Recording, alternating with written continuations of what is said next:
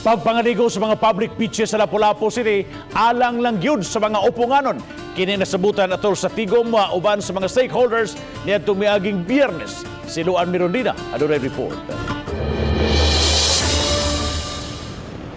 Sukad gipaubos sa MGCQ ang dakbayan sa Lapu-Lapu o gitugutan ng maka-operate og balik ang mga beach resorts. Ubay-ubay na ang nagpanikad nga makapag-beach outing. Apan ang crisis manager sa Lapu-Lapu City na Jel Banasya may pahibaw nga limitado lang ngadto sa mga upunganon ang mga public beach. Hinon mamahimong makaligo sa mga private beach resorts ang mga taga-laing dakbayan ug laing lungsod. Because in the resort, we have implemented or required minimum health standard. Number 1, kinahanglan pre-booking.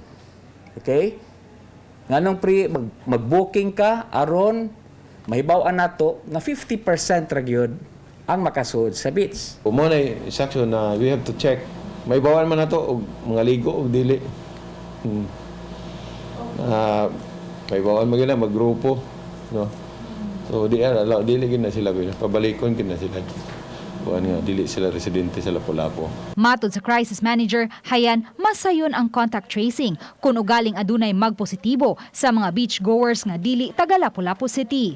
Gawas sa mga health protocols nga gipatuman sa mga pribadong beach resorts, gidugang sa crisis manager nga sa maong paagi, mabuhi og balik ang income sa mga beach resorts ug mutuyok og balik ang ekonomiya sa dakbayan.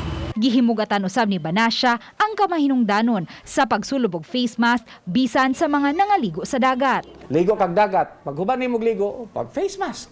Pagkaon ka, of course, magkaon ka. Pero at all times, palihog lang pag face mask. Gipasabot ni Banasya nga dili na buot sa syudad nga musaka og balik ang gidaghanon sa mga COVID cases sa dakbayan. Sa pagkakaron, 143 na lang ang active cases sa 2,188 total COVID cases tungod kay ang 1,939 naka-recover na. Uban ni Godfrey Rilien, Luan Mirondina, Balitang Bisdak.